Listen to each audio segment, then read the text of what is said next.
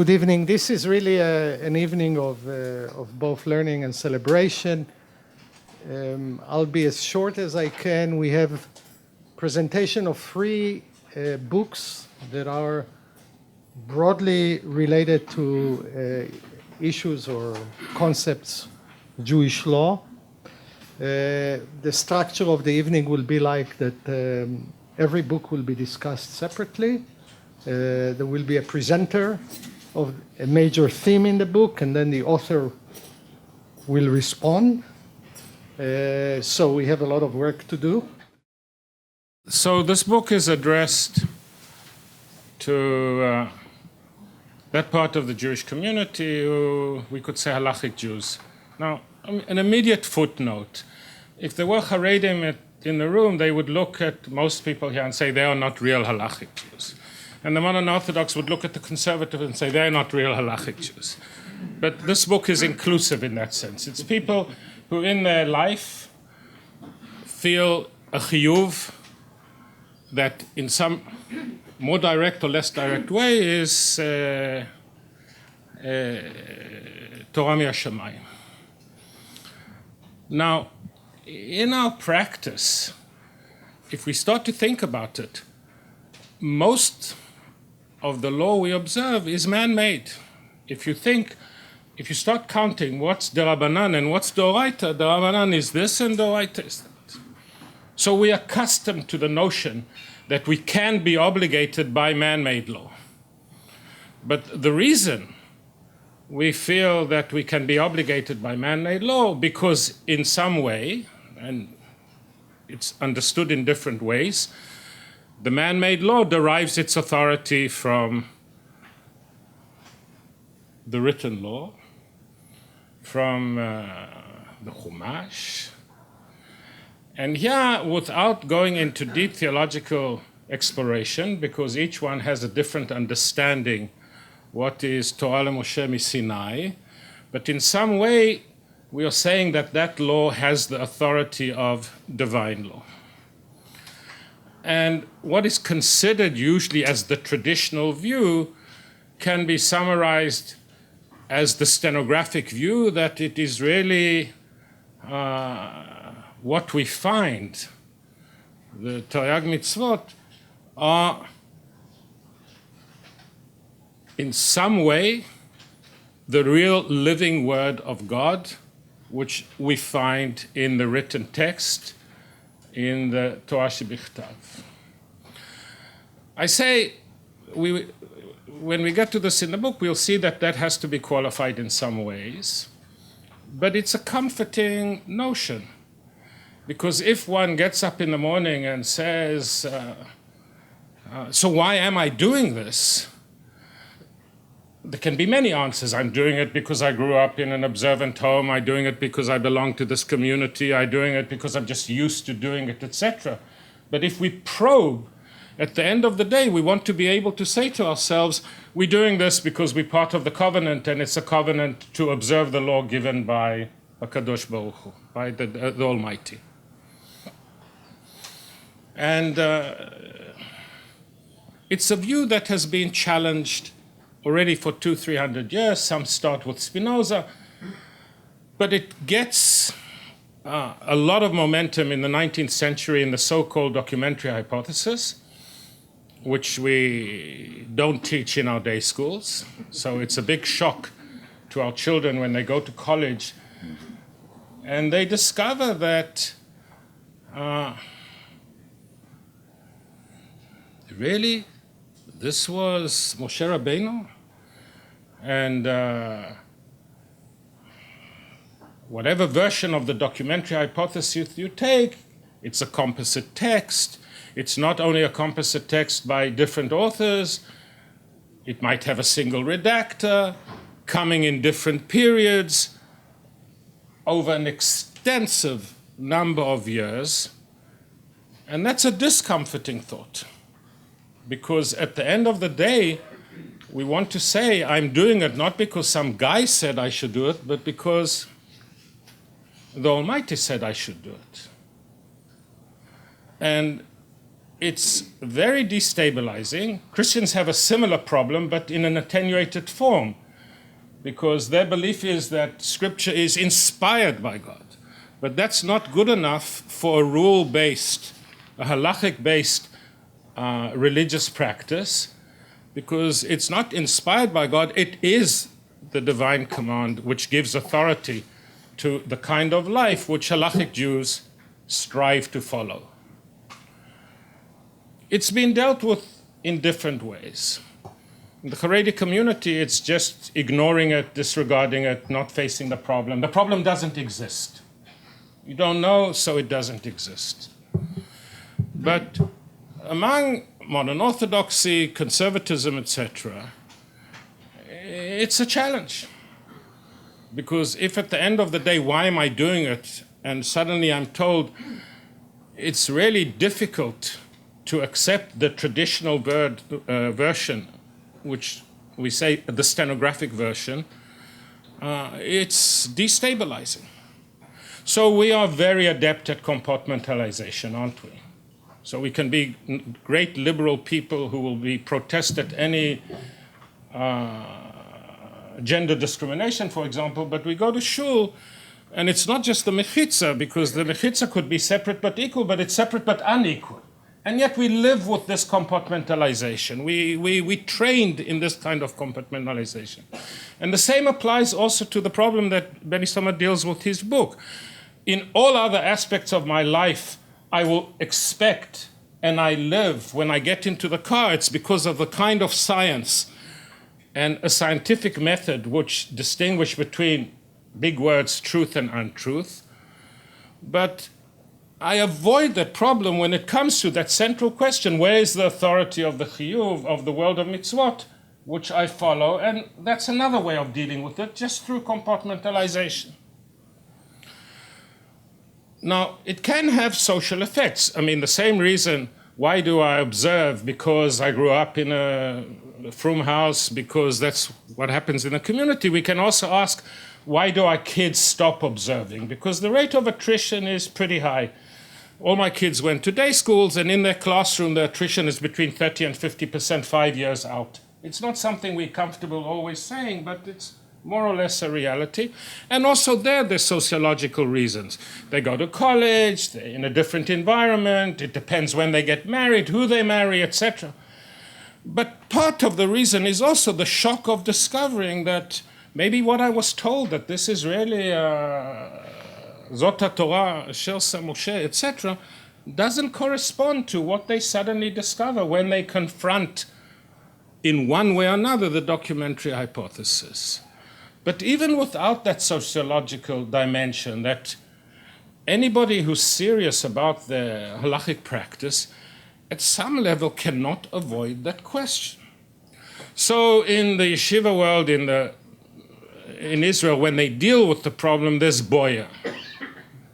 For him I have great respect, but the way he deals with the problem is the equivalent of the theory that said that God planted fossils.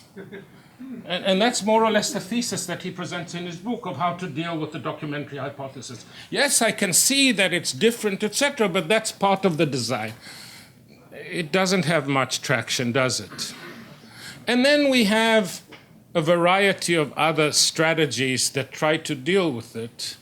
And now we have this book. Now, when you read the book, and it's a very great read, and I also read the book reviews, everyone can pick holes in it. But always ask yourself, is there a better theory around that tries to deal with this problem?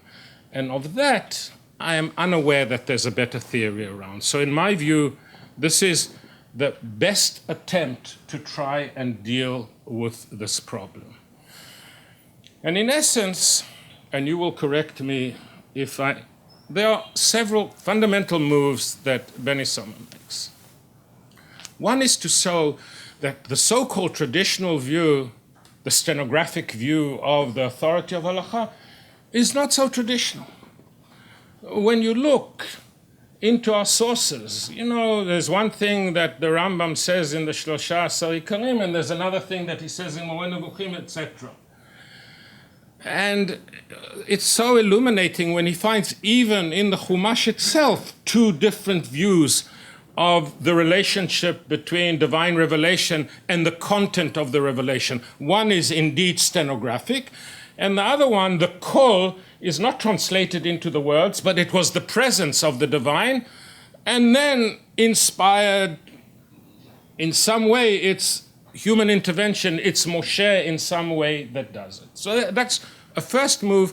Let's not take the traditional view is actually of relatively recent vintage. And we understand also for sociological reason why it has traction, because it's a reaction to the documentary hypothesis, which is very, very challenging. The second and very original move is to say, look, we are already accustomed to a participatory way of understanding the world of Halakhah. If we look at the world of Torah She'Ba'al Peh, it's always a revelation. You study Talmud and then you discover Vaisa Livni, and your view that what you're reading is a discussion in the Beit Midrash, and you discover that it's a discussion over 400 years. So the notion of participation, of one generation says this and another generation later says that, even though it's melded together as if it's happening in contemporary, we are accustomed to that. And then the move that he makes is to say, why not think of also Torah Shebichtav, of Mikra, as a participatory, intergenerational kind of process? I don't want to say it's compelling. I find it very, very attractive, and allowing oneself not to live with self-deception, not to pretend the documentary hypothesis. Look, you remember Cassuto in his 1931 book. He tried to prove that the documentary, but he dealt with a very primitive version of the documentary hypothesis. And he never once in the book claimed that it actually was a unique text written by Moshe Rabbeinu. He just faulted the very early primitive Wellhausen version of the documentary hypothesis. So you take the two moves and you say, maybe the kol, the revelation, was the presence, and already at that point, impacted by that presence, etc., the first layer of what we call Torah Shebichtav begins to develop. And then we see over the generation there's a conversation.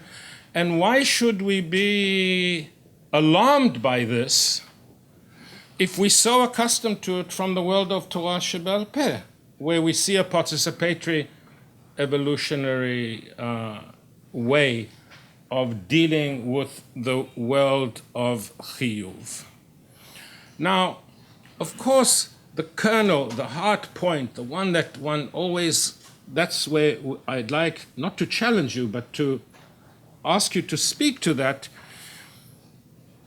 Would you go as far as saying that even participatory, even layer, we cannot say that any part of Torah Shebichtav, we could say that is really some form of stenography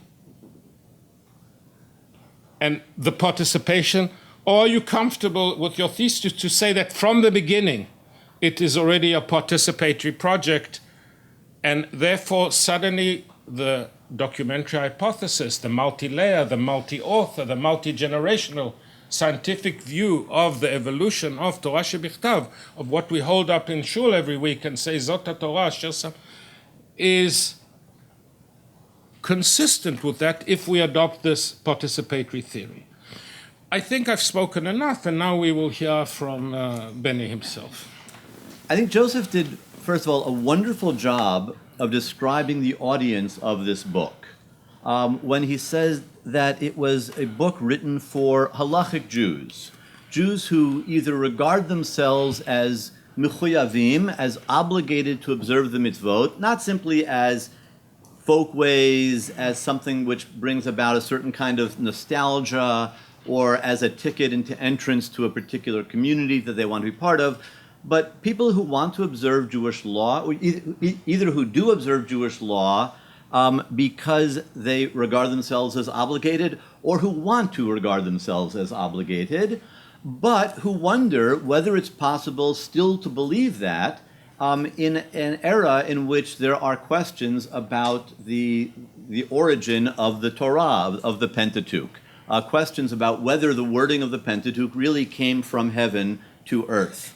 And the way that Joseph phrased it, he pointed out, well, he mentioned at that very beginning, Haredim, modern Orthodox, and conservative. And since the book has appeared, I've been quite surprised to discover that those three groups are the audience of the book. I did not expect that there would be so much modern Orthodox interest in the book. I did not expect that there would be any Haredi interest in the book. I thought of this book as being, frankly, in many ways, a statement of a philosophy of conservative Judaism. I actually never used the word conservative Judaism in the book, except once in the index where there is an entry, conservative Judaism, passim. And that's the one place where I sort of came out of the closet and admitted what the book was really about, or what I thought the book was really about, that the whole book was really about conservative Judaism. So it surprised me after the book came out how much positive feedback I got from Orthodox rabbis and from Orthodox lay people. I actually think that I probably received more emails from Orthodox rabbis than from conservative rabbis. I received email from both camps, but probably more from Orthodox rabbis. I was also absolutely shocked at the Haredi interest in the book. A particular Satmar Chassid whom I met actually at an event at JTS, a very large event on an anniversary of Professor Heschel's death. A particular Haredi actually came over to me during the reception. I remember I was standing in a hall outside the library that no longer exists because there's a new building there, eating the strawberries, and a man in a kapata with long peyot came and said, "You're Benjamin Sommer, right?" And I said yes, and he asked if he could ask me a question, and I said yes, and he said, "In your book, you talk about the differences between J, E, P, and D, but now the German critics don't believe in J and E anymore, and they think that that material is a series of layers, and I'm wondering why you're still using the older model." And I looked at the strawberries, and I thought, what are they putting on these strawberries? But it turns out that there is interest in these topics much, much further to the right than you might expect. In a sense, by the way, if you know something about biblical scholarship, you'll understand that Satmar Chassid was challenging me from my left. Yeah. From my left. A group of Haredim in Muncie also, not that long ago, was making a siyum. They were completing the study of the entire 929 chapters of the Tanakh, which they did over about 3.5 years, and I was invited to be the speaker at their siyum. There's interest in this topic much, much further to the right than I had ever anticipated. But what I've come to realize since the book came out is that the question that I ask in the book is one that actually bothers and fascinates a great many Orthodox Jews. I think that out there, certainly in modern Orthodoxy and even to some degree in Haredi Orthodoxy in both the United States and Israel, there are a lot of members of Orthodox communities who are Shomer Mitzvot, who believe on the one hand that that Jews are obligated by God to observe the commandments. They also believe that probably the biblical critics are more or less right about where the Bible comes from. And finally, they believe that somehow these two beliefs are not in conflict with each other, but they can't explain why. And I think that what I've done in this book is I've tried to show why there is no conflict between those two beliefs. Joseph spoke about the issue of derivation. There's a notion that, well, of course, we know that the actual commandments that we Jews observe most of the time are actually rabbinic enactments or the result of rabbinic interpretation, even if they're d'oraita, they're the result of Midrash Agadah. But there's a sense that, yes, human beings wrote most of the specifics of the laws that we're observing from the Shulchan Aruch, but those human laws are based on interpretations of verses that were actually written by God, and that anchor is the real anchor that explains why these texts, why these laws are authoritative. What I've simply done in this book is I've put the derivation one step further back. Instead of saying it's based on recent interpretations of the Shulchan Aruch, which is based on Rishonim and Gaonic literature, which is based on the Talmud, which is based on Midrash Haggadah, which is then based on the Bible, and the Bible is the part that comes from God, and that's why the whole system is authoritative. I'm just saying that we've got to push this back one step further. That the Bible itself is a set of human documents, a set of human interpretations that's grappling with a real but non-verbal, non-linguistic command that was issued from heaven, from God, to the Jewish people at Sinai.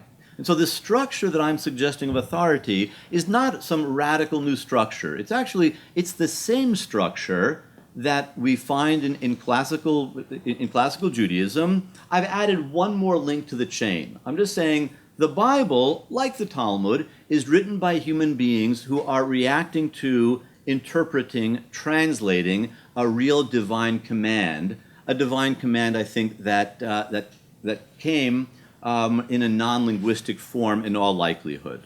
And I think that in giving that answer, I'm trying to explain why. One way of putting it would be, I'll phrase this twice, once with more Hebrew and then in English. It's a way of explaining why, just because you no longer believe in the version of Torah Sinai that you learned from your third grade Rebbe, that doesn't mean you're patur from putting on tefillin or lighting candles on Shabbos. Just because you no longer believe in an old classical idea of divine revelation that you may have learned as a child, that doesn't mean that the commandments are no longer making a demand of you, that you're exempt from observing the commandments. The command can still come from God, even if the specific commandments are the work of human beings. And so when you ask Joseph about this question of, well, am I willing to go so far as to say none of the wording, even in the Pentateuch itself, even in the Ten Commandments, in the Aseret Dibrot themselves, that none of the wording is literally from heaven and was received stenographically, I hear that seems like a scary idea. And it's interesting that the two theologians who I'm mostly dealing with, the two modern theologians that my book is in a sense about, Heschel and Rosenzweig, that they themselves disagreed a little bit here. Rosenzweig was quite clear. He said it's quite possible that none of the words whatsoever in the Pentateuch actually came from God. Elsewhere, he suggests that, well, the only specific command that came from God was the command to love God and to love one's neighbor. And everything else is an interpretation, a fleshing out of that one divine command to love. And I think that Rosenzweig was very, very honest here. Heschel, I think, was also very honest in his ambivalence. Different parts of Heschel's oeuvre approach this question a little bit differently, and you can't quite nail him down on whether he clearly doesn't think that the whole Pentateuch was written by God. Does he think any of it might have been written by God? He doesn't let himself be nailed down on that, because I think he was genuinely quite ambivalent. I think he was very intellectually honest in not being able to give an answer. But on this one particular point, I think that there's no reason for us to be afraid of Rosenzweig's answer. The divine command to love God and to love the human beings whom God created in God's image, that divine command may have come in a non-linguistic form, and it may be that everything we have in Torah in the broadest sense, that is in all of Jewish religious learning, in the Pentateuch and the rest of the Bible and all of rabbinic literature and everything down to the current day, that all of that is a human formulation that is attempting to flesh out that divine command to love. And I don't think that there's any reason to be afraid of that conclusion. The structure of authority still works, whether we're saying that the divine command was a non-linguistic one, or we're saying that it came in the formulation, the specific words, the vowels, the cantillation marks that we have in the Pentateuch, it's still the same formulation that most of what we're doing we know is a human creation, but we can believe it goes back to a real divine revelation. Thank you. Wonderful. So the core argument of Chaim Saiman's lucid and learned new book is that, I quote, Halachic Jewish law exists on a continuum.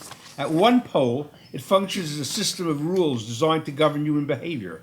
The opposing pole is far more difficult to describe. Here, halakha functions as Torah, as an object of Torah study, Talmud Torah. In a sense, we can think of the two poles as establishing goalposts, while the game of halakha plays out on the field between them. So Saiman begins his discussion by analyzing the ideal of halakha as found in rabbinic literature. Quote, the Talmudic sages held the laws of the Bible cannot be practiced until they are translated into more particular categories, individual commandments, each a foundational source of law.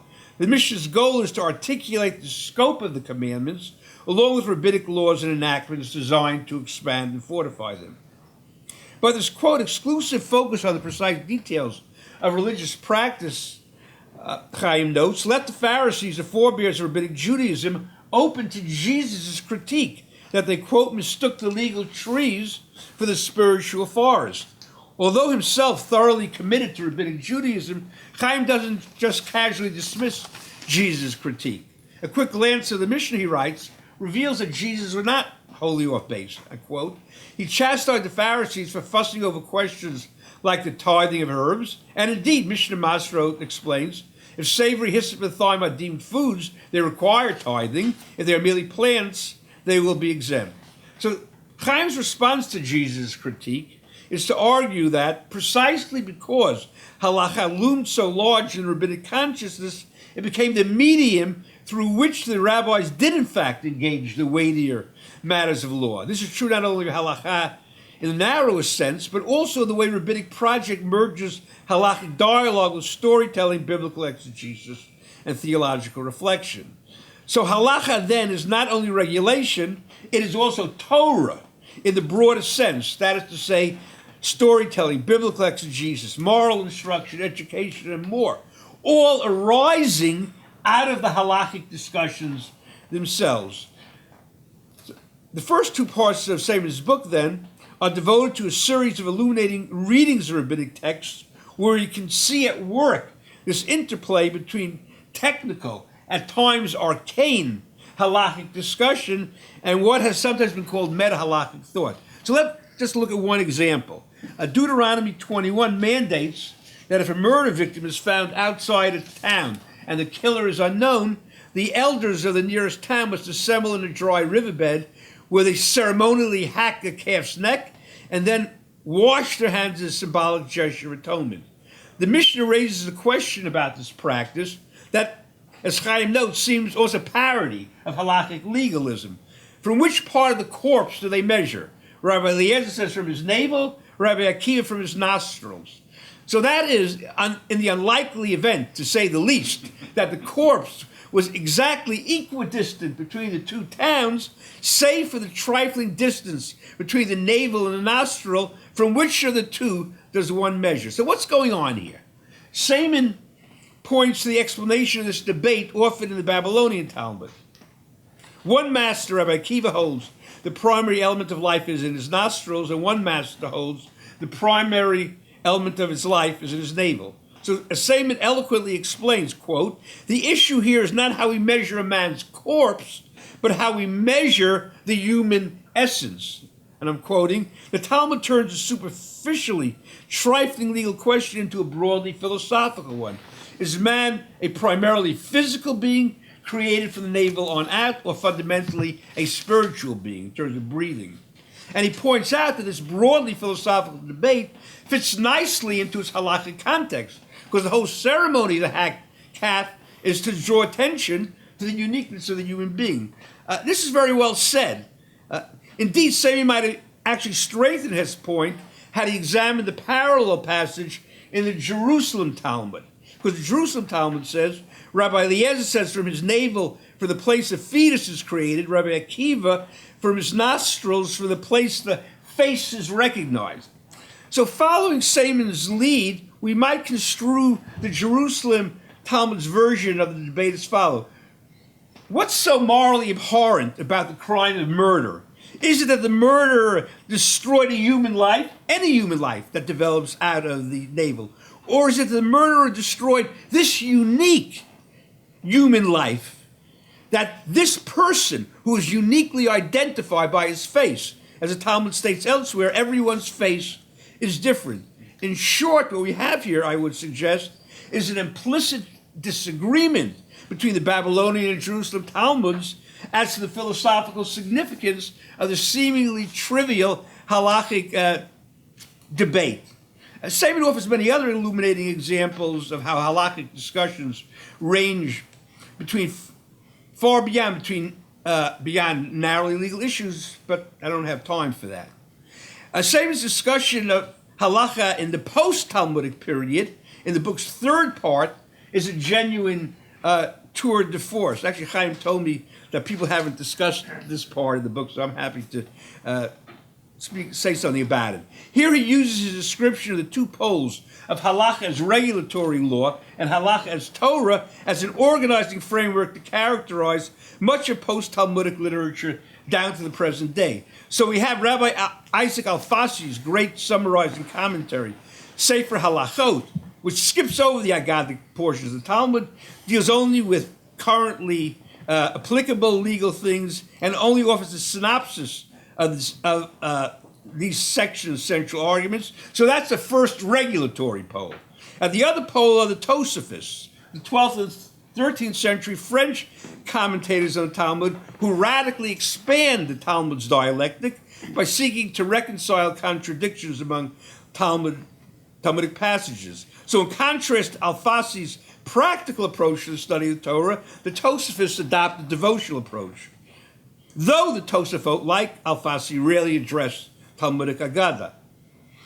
In his great code of law, the Mishnah Torah, Maimonides sought to codify the entirety of halakha, both practical and non-practical, thus following the lead of the Talmud. But his aim was to produce a well-ordered code by paring down the Talmud to legal rules, inventing his own method of classifying these rules, and eliminating the Talmudic deliberations entirely. Now, Saiman uses halachic continuum. He is drawn between Alfasi / Maimonides on the one hand, and the Tosafot on the other to locate a wide variety of other key commentators and codifiers. Here as elsewhere, his discussion is truly illuminating. But even a reader only cursorily acquainted with post-Talmudic rabbinic literature might wonder at the lack of any discussion of Rashi's commentary on the Talmud. This commentary, together with Maimonides' Mishnah Torah, these are two universally acknowledged greatest works of Jewish law written by single individuals. Saiman is aware of this, and he justifies his gap by his need to focus on the book's main task of showing, I'm quoting, how the concepts of halakha as Torah and halakha as regulation played out at critical junctures in the development of halakhic thought. But actually, it seems to me that Saiman's framework actually deepens our appreciation of the significance of Rashi's commentary. For if, as Saiman rightly claims, none of the monumental works that are shown him he surveys maintains the Talmud's fine literary balance between applied and non-applied halakha, halakha and agadah, the dialectical give and take and firm legal conclusions, Rashi's commentary does just that. Like the Tosafot, and unlike Alfasi, Rashi's commentary covers all the tractates, not just those dealing with practical law. But unlike the Tosafot, Rashi's unrivaled line-by-line commentary explains the totality of the Talmudic text, skipping neither non-practical halakha nor agada. Finally, in contrast to Alfasi, who abridges the Talmudic dialectic, and Maimonides, who eliminates it entirely, and the Tosafot on the other, who expand the Talmudic dialectic, Rashi focuses on the sugya, leading the student by hand and guiding him or her through the winding dialectical pathways of its give and take. We can say it is thanks to Rashi's commentary that the Talmud, despite historical ups and downs in popularity, remains the central text of halakhic study, always standing as a bulwark against the reduction of halakha to regulatory law. Perhaps the closest the Talmud ever came to being displaced in Jewish history, Chaim notes, was in the late Middle Ages, when the Shulchan Aruch, The 16th century joint Halachic code of the Sephardi sage Rabbi Joseph Caro and his Polish contemporary Rabbi Moses Isserles took center stage. This code, Saiman observes, offers the starkest contrast to the idea of halakha as Torah, for its whole express interest is to frame halakha as black letter directives that govern Jewish life in the exilic present. Saiman, however, argues that the broader conception of halakha had become so dominant that even the Shulchan Aruch never succeeded in reducing halakha to a purely regulatory function. For while the Shulchan Aruch itself comes close to a purely regulatory code, and the primary interest of some of its commentaries is applied halakha in its most straightforward sense, most of its commentators, I'm quoting, vacillate between citing a response addressed to practical issues and extended elaboration of Talmudic concepts, even if practically not enforced, inasmuch as the Talmudic laws are still Torah. Such theoretical commentary reaches its apogee in the Ksos HaChoshen by the brilliant 18th century Talmudist Rabbi Aryeh Leib Heller. While formally a commentary on the Shulchan Aruch, it focuses, as Saiman notes, on using legal rules to discuss foundational questions of Jewish jurisprudence. But note, however, what has happened in the course of Saiman's survey of post-Talmudic literature. His survey's goal, we've seen, is to show that while the halakha in this period begins its journey away from the give and take of Talmudic sugya toward codification, the idea of halakha as Torah continues to present itself at critical junctures. But while in his readings of the rabbinic texts in the early part of the book, halakha as Torah refers to sort of meta-halakha, storytelling, biblical exegesis, theological reflection, in a survey of post-Talmudic literature, halakha as Torah becomes research into, quote, foundational questions of halachic jurisprudence. But jurisprudential theory and conceptual insights, lumdus, are not edifying stories, daring literary interpretations, or deep theological reflections. Thus, in his chapter, Halakha's Empire, Saiman discusses the Brisker method of Talmudic analysis. I didn't want to disappoint Moshe there with connection with Chaim Saiman, Rabbi Soloveitchik's grandfather. In this method, Saiman notes the idea of halakha as a rigorous theological rigorous theoretical system, reaches its full articulation. Brisker systematically probe all halakhic rules to reveal the conceptual jurisprudential underpinnings. This method of study presupposes, obviously, halakha as a regulatory system, but displays a singular lack of interest in it. But the Brisker's idea of halakha as Torah is not only opposed to halakha as a regulatory system, but also opposed to Saiman's first idea of halakha as Torah, the kind of broad, free-ranging, poetic reflection, fuzzy categories, and soft norms found in the Talmud. For the Brisker method is exceptionally formal, self-contained, propounding, quoting hardened legal constructs in place of soft norms. In sum, while Saiman begins his book by describing the conceptions of halakha as a regulatory system and halakha as Torah as the two opposing goalposts between which the game of halakha and traditional life are played, now there appear to be three goalposts. A regulatory one, and over against it, a moralizing, agadic one, more in the Talmud, and more in modern halachic literature, a rigorous theoretical one. But, to return to the book's beginning, while halakha as Torah in the agadic moral sense may respond to Jesus' critique of the law as unspiritual, can the same be said of halakha as lumdus in its rigorous abstract theoretical sense? How can it be considered spiritual?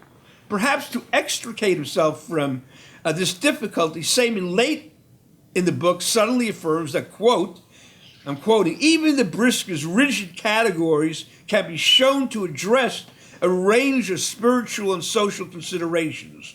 Of late, there has been a move to steer a renewed form of Brisker analysis farther in this direction. So somehow you bring the two together. And in support of this contention, he refers the reader in a footnote to several recent studies in that vein. Indeed, there has been an ongoing effort over the past few decades by Talmudic scholars from differing camps and ideological orientations to analyze Talmudic and medieval halachic texts using some form of brisker legal categories, and then to move from and through these, quote, hardened legal constructs to spiritual concerns and soft norms. But Saiman himself never engages in such an analysis, and an isolated sentence and a footnote with a few references unfortunately can't fill the gap. So in that sense, we need one more chapter. We need one more chapter in the book. Nonetheless, Saiman's conceptual overview of halakha is illuminating, and his discussions of specific texts are not only uncommonly lucid, but studded with insights. Indeed, even accomplished Talmudists, familiar with most, or even all the texts Saiman cites, will benefit from his skillful organization of material and his incisive analyses. It is not too much to say that upon our concluding the book, we realize that all along we have been engaged in fulfilling the commandment of Talmud Torah. So I think I'll respond to Larry's focus on the last third of the book. In some sense, you heard this a little bit in the introduction, both of our origin stories as scholars, I think, run through, in one sense or another, the Brisker Derech. So as was mentioned, Professor Kaplan translated Halachic Man, Ish Halakhah. And as for me, the first law review article I wrote while I was a fellow at Harvard, and actually here as well, was called Legal Theology, which was the first time that someone had analyzed the Brisker approach to law from a legal perspective. So, not surprisingly, a reader as keen as Larry picks up on some of the unevenness and tension, or mismatch even, between some of the claims in the first two-thirds of the book and the ones at the end. So to put it concisely, Larry says that in the first part of the book I argue, and I hope demonstrate, that halakha serves a variety of functions, legal to be sure, but broadly philosophical, theological, narrative, maybe even artistic, phenomenological. But then the last third of the book, and especially when we get to discussion of the Briskers, the scope narrows considerably. So let's start with what I'd say is common ground. I think Larry's description of the Briskers is on the mark. They were highly formalistic, maybe irreducibly legalistic, and certainly interested in questions of legal jurisprudential analysis in a fairly narrow sense of the term. The Briskers were not Robert Cover or Moshe Halbertal, although I'm going to asterisk that a little bit.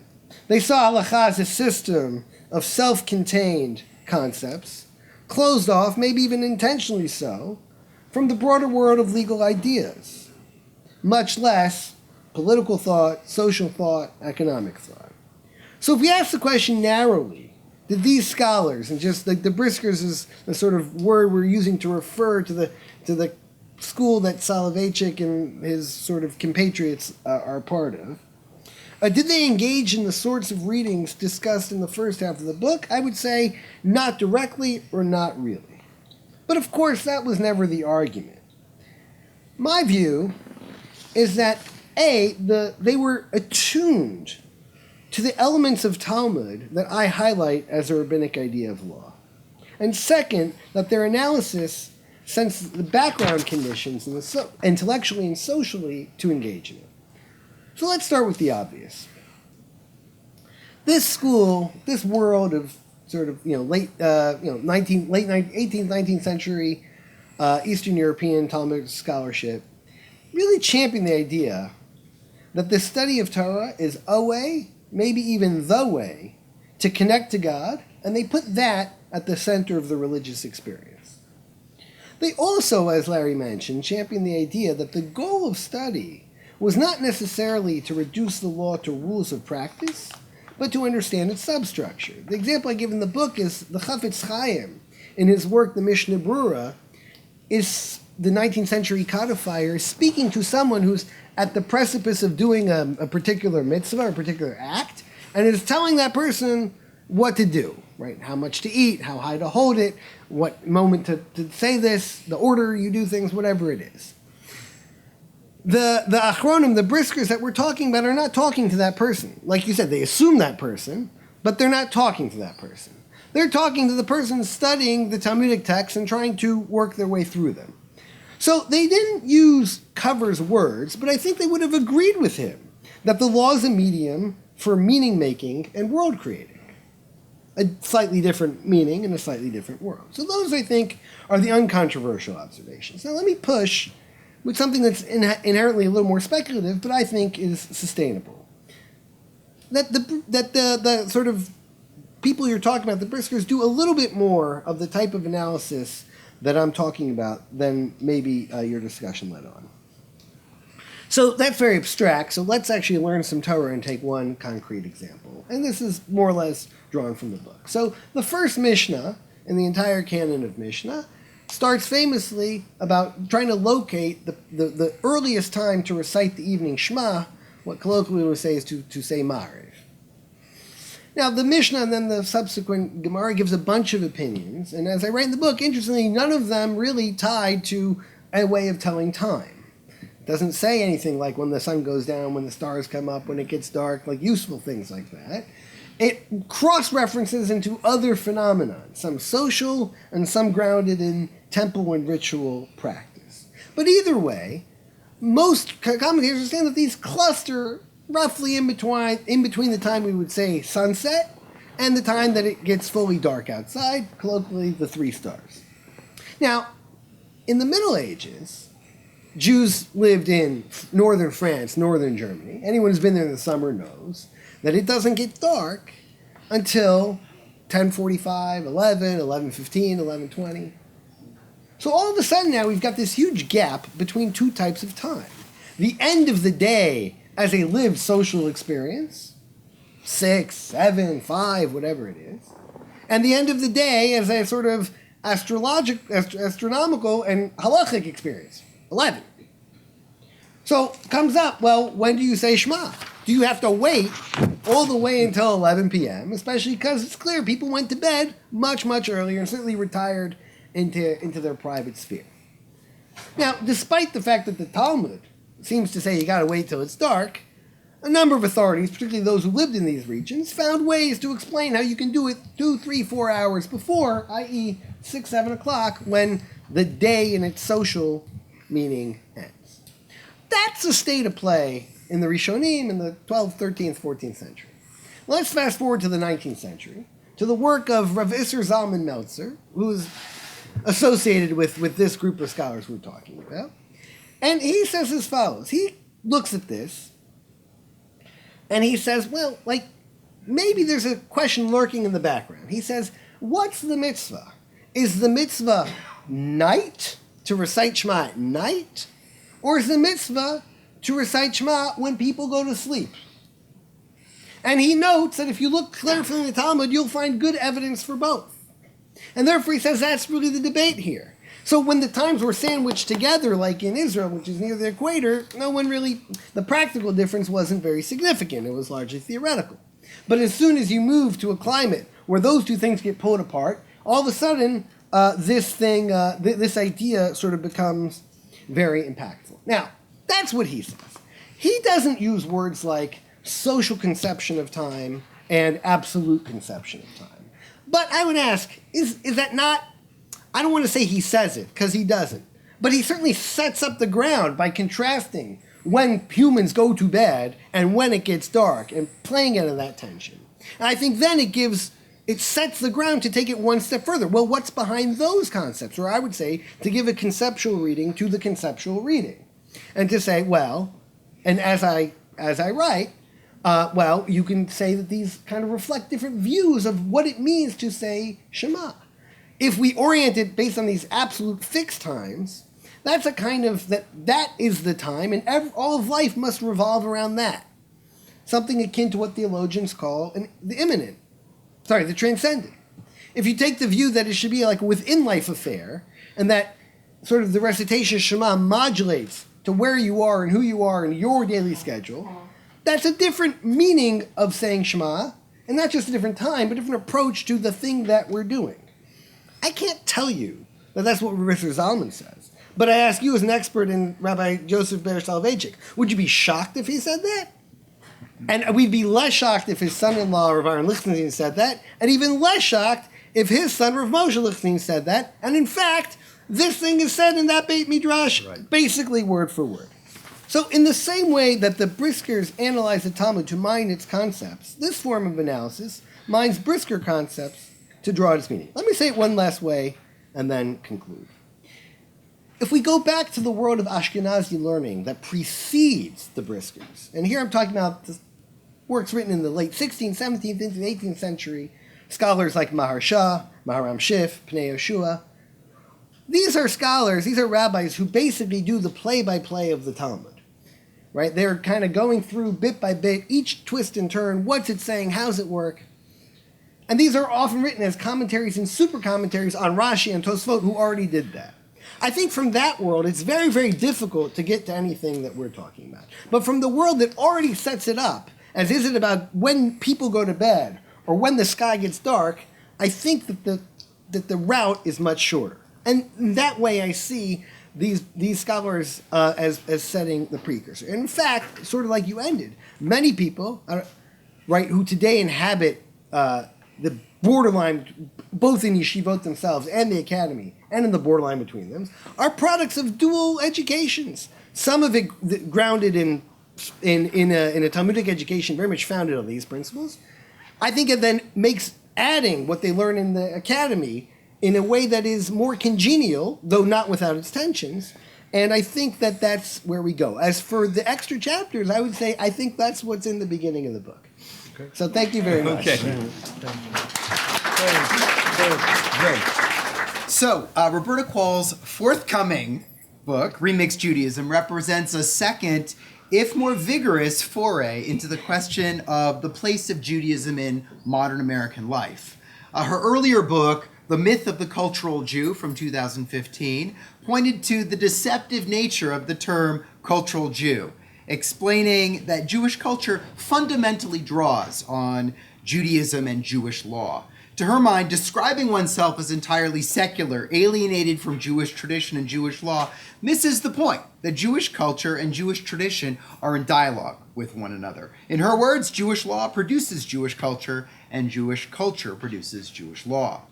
Of course, the major contemporary Jewish religious movements have distinct approaches to Jewish law per se, and these distinct approaches become important in Kwall's next book, where she introduces her own unique way of blending the interconnectedness of law and culture in the context of 21st century American religious life.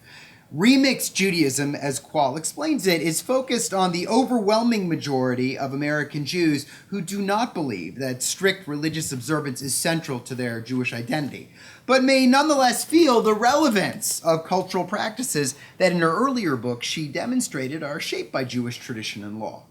With that in mind, Kwall is aiming to return some of the vitality and anthropological thickness of a traditional Jewish life to an American context where Jews, by and large, do not derive personal meaning through a deep connectedness to practice of that thick culture. Rather than going broad, she encourages practitioners to go deep. Now, the anthropological thickness she's seeking has long been the subject of contemporary liberal Jewish thinkers. Back in 1934, Mordecai Kaplan's Judaism as Civilization turned to the relatively new fields of anthropology and sociology to define the communal norms of Jewish life outside the 4 cubits of Jewish law and in terms of the communal needs, long prefiguring Kwall's connection between law and culture, even if Kaplan did not define those norms in terms of black-letter law. But if Kaplan placed the locus of authority on the Jewish community, and in Kaplan's terms I would say he often had in mind the local Jewish community, Kwall has in mind the individual. Her interest lies in reinvigorating a sense of personal meaning by placing on the shoulders of individuals the obligation to take the tradition seriously. And while doing this might involve learning about the tradition itself, taking tradition seriously need not mean following Jewish law with all its jots and tittles. Rather, remixed Judaism means, in her words, starting with something familiar as a base and then adding to it, or somehow personalizing its relevance. In short, Kwall argues that non-Orthodox American Jews should find at least one area of the law to take seriously and build from there. Now, in her account, taking some part of Jewish law seriously means both consistency and infusing it with personal meaning. We might be tempted to see this as Kaplan writ small, with the Kaplanian weight of tradition mitigated by the reform movements on personal engagement and individual autonomy. Or perhaps Kwall is staking her claim somewhere between the conservative movement, with a focus on developing halakha, and Kaplan's ascription to halakha of a vote, but not a veto, a voice, but not a veto. But Kwall is honest about the fact that neither of these approaches is quite as honest as that of the reform movement, that in 21st century America, personal autonomy outweighs the power of communal authority. The Talmud imagines God holding a mountain over the heads of the Israelites, saying, if you accept the commandments, well and good, but if you don't, this will be your grave. Remixed Judaism asserts that there is personal meaning to be found in making that commitment, but doing it individually. Her move, then, is to argue that American Jews may find personal meaning in voluntarily binding themselves to a set of commandments that may give them a thick sense of Jewish tradition and life. Kwall is staking out a place somewhere between the rigorousness of the law, as imagined by the more traditional movements, and the personal autonomy of reform, and also yet not quite Reconstructionism, because Kwall places the mantle of authority, again, on the individual, not the community. This is an intensely personal book. Kwall relies on the plethora of sociological research out there about contemporary Jewish practice, but she also turns throughout the book to narrative and personal anecdote. For a book about how progressive Jews might take on one or another area of Jewish tradition as their starting point, it was compelling to hear her own story about observance of Shabbat, or her son-in-law's practices surrounding kashrut, or about friends, neighbors, and teachers who were engaged in a sincere struggle searching for that anthropological thickness of culture while admitting that they had no interest in adopting a traditional lifestyle. In encouraging American Jews to choose one or another area of Jewish practice to take seriously as a starting point, Kwall is being brutally honest. Even those of us who are among the more traditional essentially pick and choose, in that there are areas of practice that garner greater interest and areas of lesser. Even if traditional Jews may send their clothes out to a shatnez lab to be examined for any biblically prohibited mixture of linen and wool, they may not be so careful with zmanim, right, about making sure they recite the Shema in the morning by the 4th hour of the morning, right? And even if they're careful about that, they may not be so careful about putting on the right shoe before the left shoe in the morning, because of course the Shulchan Aruch tells us to do that too. I'm not sure I agree with her argument that we are all essentially remixed Jews, but there is certainly merit to the idea that each of us chooses what to take seriously. At the same time, I wonder how we might figure out precisely what is anthropologically thick enough. It may be personally meaningful to take one or another set of practices seriously, but does the 80-20 rule apply here? Right, that we really may derive 80% of the benefit with 20% of the investment. How do we know how much is enough? I'd like to hear her thoughts on this. Next, as honest as Kwall's proposal is for us as individuals, I'm not quite certain what her proposal means for Jewish community.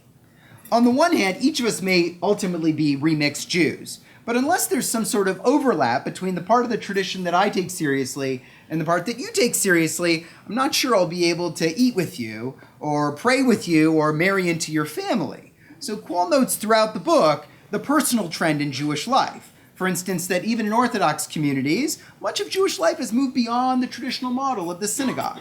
Bar and bat mitzvah ceremonies provide an excellent example of this, right? With rabbis as private practitioners willing to officiate at your child's ceremony at a cruise ship, in a catering hall, or on a trip to Israel, right? What might have been at one point a ceremony bringing an emerging adult into a community has become a personal, private ceremony marking one's physical, emotional, and spiritual maturity. But if religion is only personal, and we might say that with the waning of religious figures as voices for broad-based social change, it has become just that, it is much more difficult to argue, say, Jewry as a coherent community, not to mention to carve out a role for Israel as a Jewish national home. So I'd like to hear more about that as well. Now, one area that Kwall shies away from in Remixed Judaism is theology. The contemporary permeability of boundaries between religious movements in Judaism and Christianity is well known. right? How many Jews or Christians choose their synagogue or church because they like the rabbi or the preacher, or because their friends are there, or because it's convenient?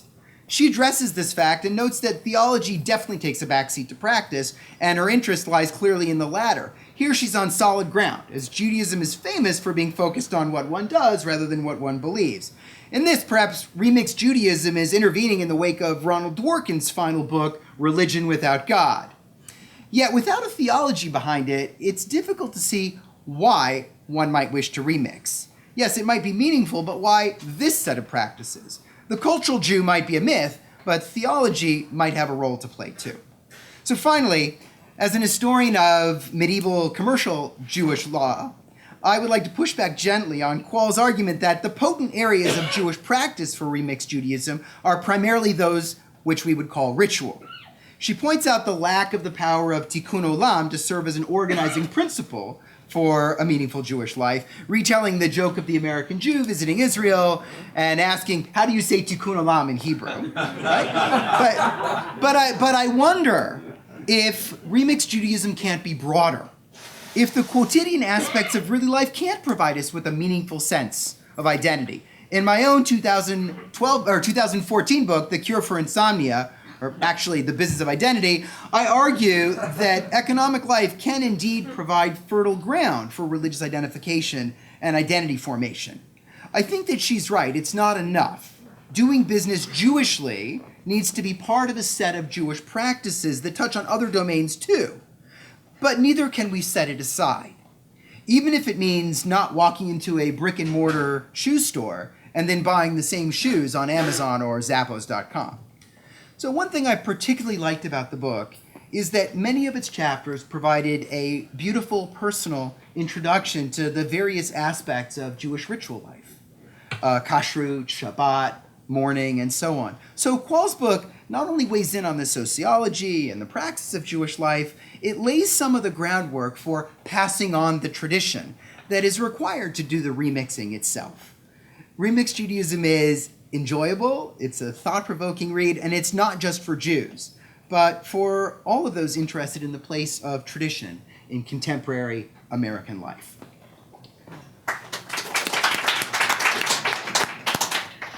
Wow. I'm so honored and gratified to be here. This is an amazing experience. Many of the panelists I actually have some professional connection with, and it's wonderful to be here.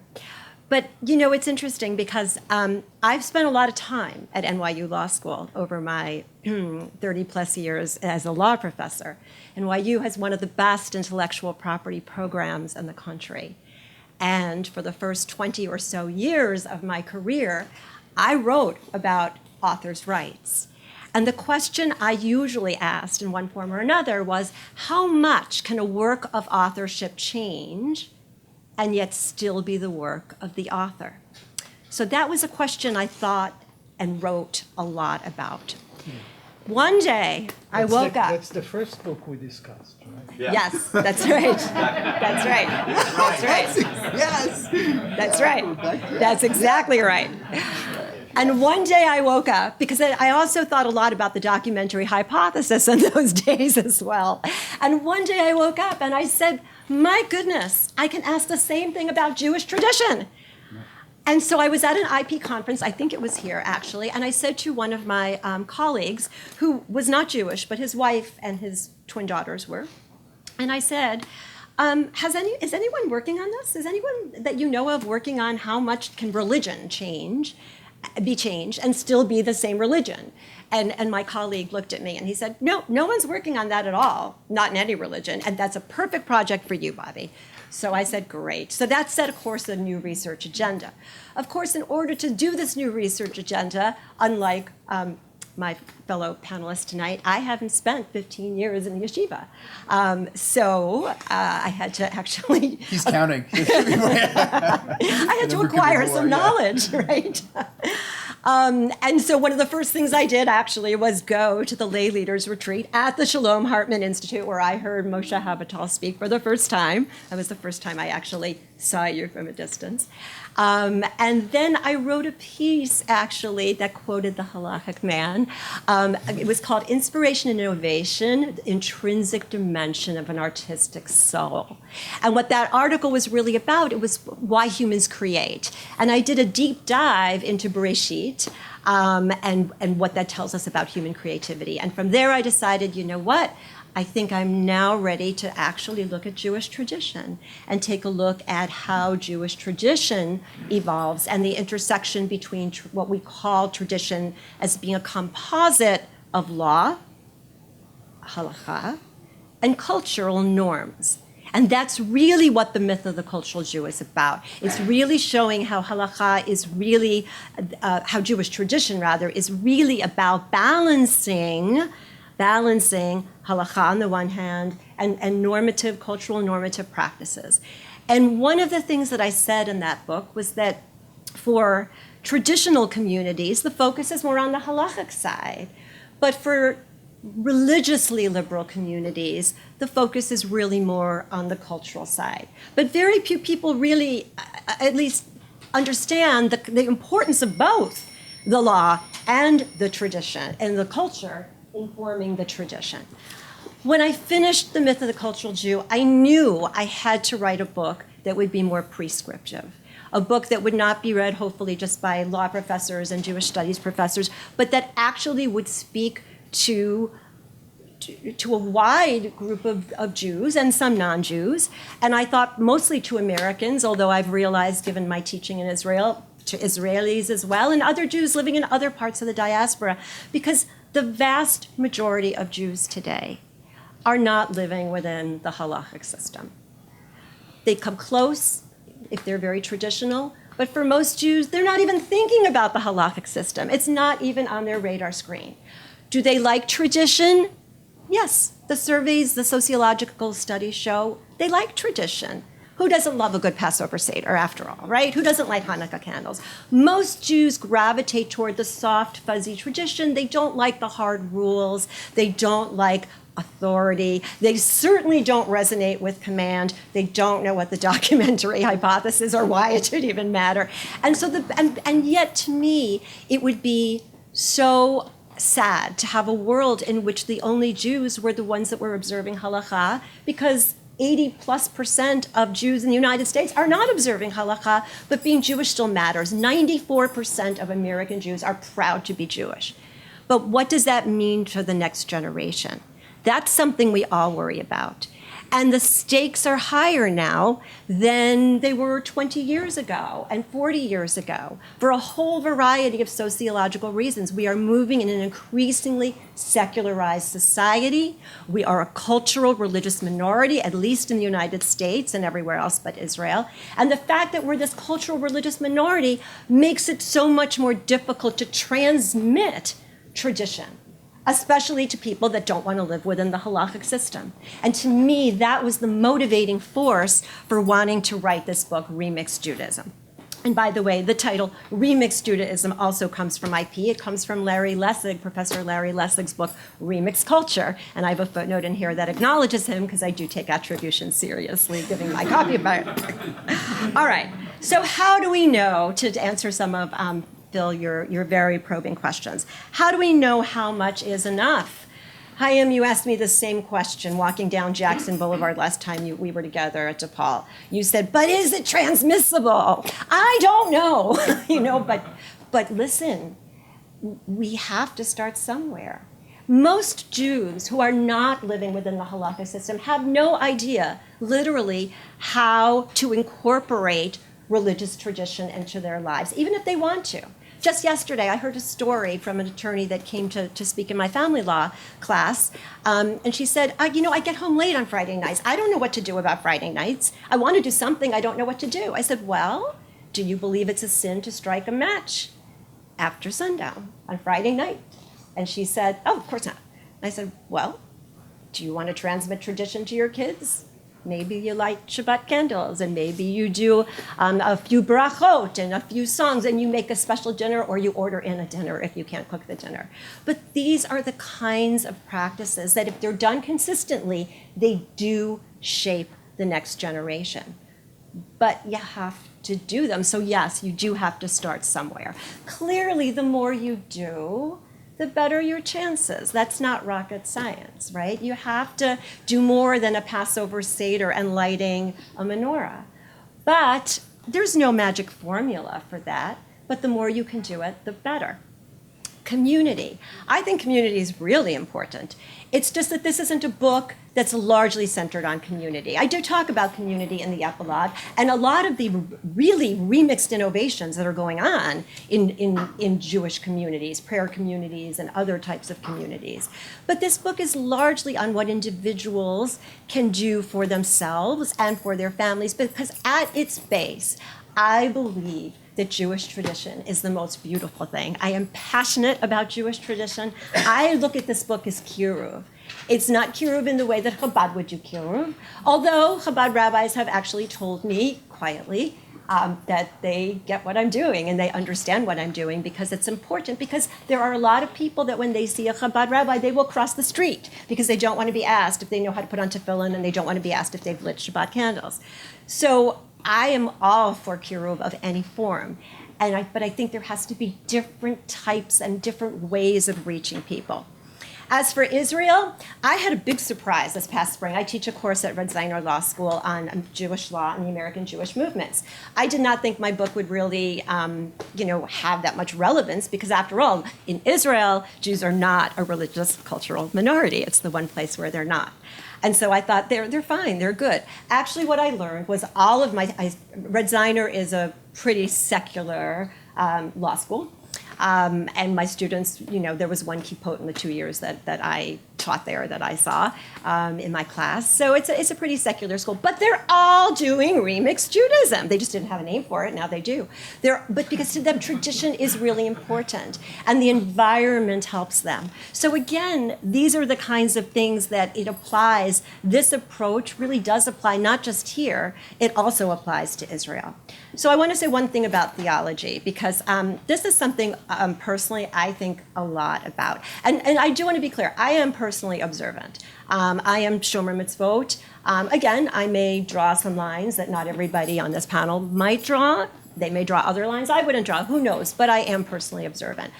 I'm not writing this book for people on that end, although I'm really proud of the fact that at least 3 Orthodox people endorsed this book. Among the 21 people who did, 3 were Orthodox, and that made me feel great, because it shows that there's an appreciation for what I'm saying.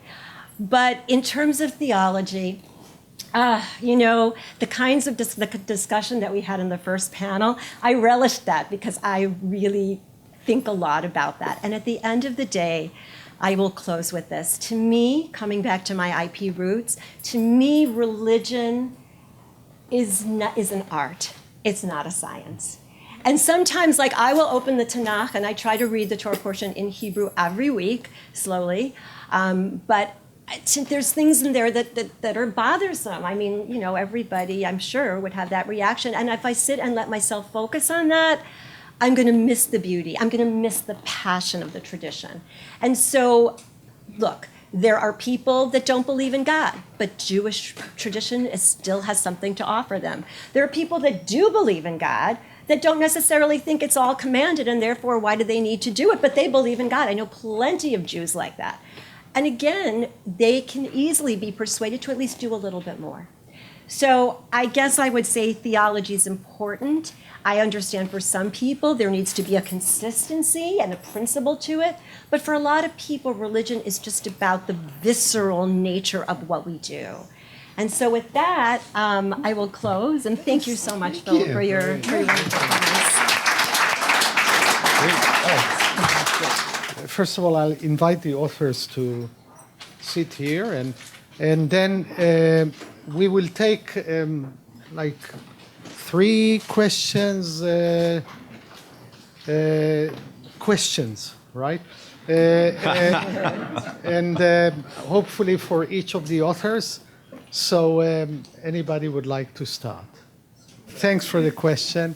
The question was, there are already medieval conceptions, mainly Ibn Ezra, that claim that there are elements, the narrative elements of the Torah are edited by prophetic activity, post-Mosaic prophetic activity, and only the law is stable. Where is that voice, etc.? So why doesn't that get more attention? I guess we have to ask that question a few different times. More attention where? More attention among whom? I'm not an expert about contemporary Jewry, about Haredi Jewry or modern Orthodoxy. Why that doesn't get more play in Haredi Orthodoxy, I don't know if my speculations would be of much value, so I'll spend just 4 seconds on them. Maybe opening that little crack is just too threatening and too frightening.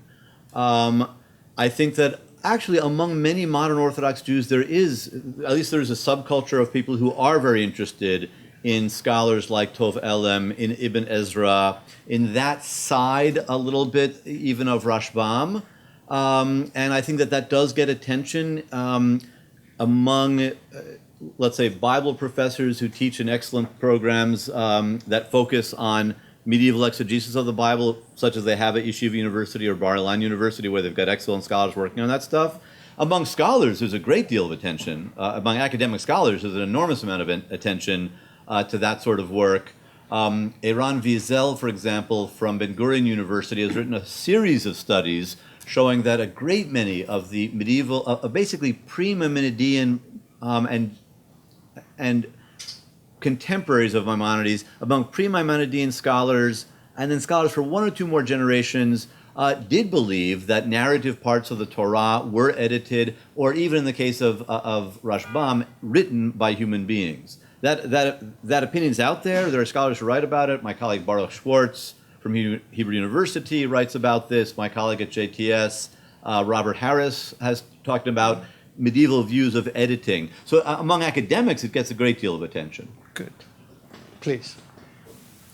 The question was the question of the audience, not in terms of contemporary audience, the way Benjamin presented it in his discussion, but whether there is a kind of an authoritative prior, pre-contemporary, pre-modern discourse that will embrace that attitude as something that resonates as an authentic, legitimate voice within the tradition. Do you find that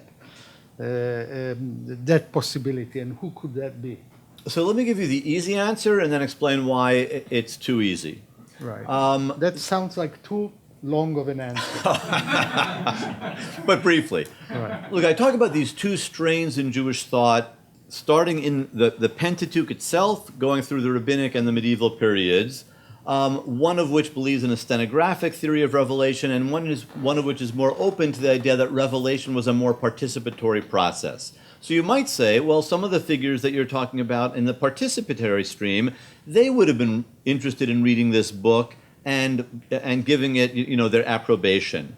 But I'm not sure that that's really true. I think that it's a feature of the history of ideas that people have ideas, but in the language of their own time, they can't actually express or even understand their own implications of their own ideas. In a sense, they can't even understand all of their own ideas, and it's only centuries later, in a new context, where scholars have new habits of thought, that the older idea really comes to fruition.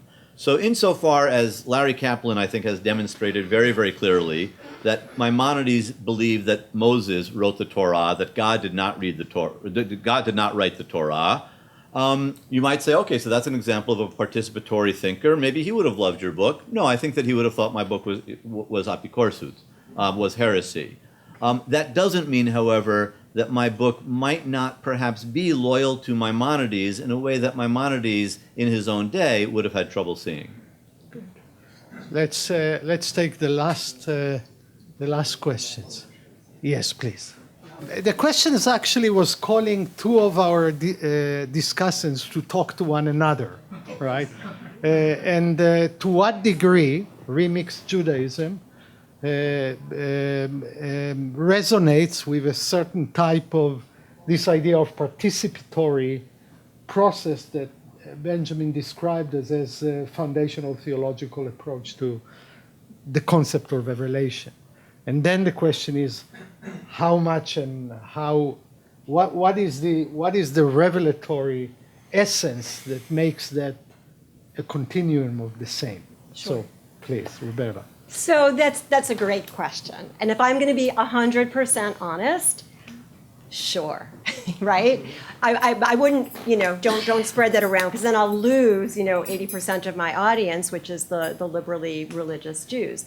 But sure, I mean, the more, as I said, the more you can do, the better your chances of continuity in terms of a thicker cultural religious tradition. Do I say that in the book? Not at all. Because what I really want people to understand is even if they only get here, that's okay. Here is better than here, So, but sure, there's that stepping stone pattern to it. I would be curious what Ben has to. Well, Ben hasn't read the book yet, I don't think, but I would be curious. Well, we were talking about that. Yeah. We academics will talk about that. Of course, there we go. So my answer would be yes. I think that does describe a historically authentic form of Jewish engagement and Jewish observance. Because I think it's always been the case in Jewish tradition, at least going back to Antigonos of Socho in Mishnah Avot, that partial fulfillment of the commandments is a good thing for a number of reasons, in part because all commandments are worthwhile, and so even partial fulfillment is valuable, and in part because it gets the ball rolling. Roberta mentioned that, that made allusion to her approach being different from Chabad. Actually, I don't think that that's the case. I think Chabad, the Kiruv work of Chabad Hasidim is very, very similar to your model, because they believe, in part on a practical level, that getting the ball rolling is a good thing to do, and because they believe that that any commandment that is observed is of cosmic importance for certain Kabbalistic, theurgical reasons. And so I think that what Roberta is describing is quite authentic. Let me just add that I think that that approach to observance, that perfect observance would be great, but no human being ever has been capable of that. And therefore, partial observance, that's also great. That's at the heart of Heschel's work. I think that that's also at the heart of Rosenzweig's work, and in a way that Rosenzweig has been very misunderstood. He's much more traditionalist than people realize. He just realizes that partial observance is the best he's going to do with his audience, but partial observance is authentic. And I'll just add one other comment. This is exactly what Paul doesn't get about Judaism. Paul in Galatians and in Romans thinks that if you've observed 612 of the 613 commandments, you're a failure. Whereas traditional Judaism, whether it's Chabad or Heschel or Rosenzweig or Antigonos of Socho or Roberta, believe that if the cup of observance is 1/10 full, that's an accomplishment that is worthwhile. That's exactly where Paul misunderstands Judaism. There is an explicit Mishnah in Kiddushin about that. Chaim, you want to intersect with this discussion as the last Sure. thought, and then we'll wrap the evening. Sure. So listening, I sort of agree that, one of the things in Chabad and other forms of Orthodox Kiruv is, is it about doing a specific act, putting on tefillin on Tuesday morning, or is it sort of buying into the lifestyle? And I think that the other forms of particularly Haredi Kiruv are much more interested in bringing people into the lifestyle. And if you're not into the lifestyle, it sort of hasn't succeeded. Whereas Chabad is much more like, if I got you to put on tefillin Wednesday morning, that's great. Where I think this, and where I'd like to hear, and you talked about, Phil talked about a little bit, but Roberta more is that I do believe that it's the induction into community that is like central to the, if you think of it in halachic terms, right, we need community for all sorts of things, or in just practical terms, right? You can't have kosher food without a critical mass of people doing it. You can't have schools without a critical mass of people doing it. So one thing, and we've talked about this, but I'd push is that if it's too personal, I have trouble seeing how it kind of connects into something that is transmissible, because so much is about sort of living within a community with a shared set of norms, even if there's obviously fuzziness at the end. So for your next book, where I push is that the personal autonomy is important, But I think that without a communal anchor and a sociological anchor within a lived set of practices that are beyond your own, I think that's not really gonna go the mile. Good. Well, thank you very much for the authors and for the discussion. And really, and main thing is thank you for the gift of your writing and thinking. Thank you very much.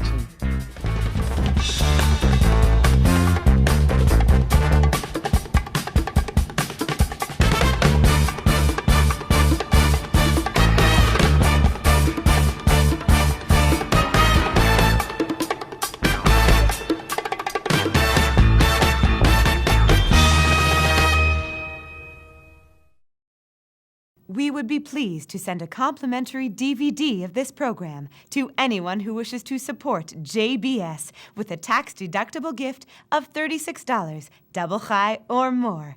Simply visit the JBS website at jbstv.org and click on the Donate button to make a donation by PayPal or your credit card. And please indicate the program for which you would like a DVD.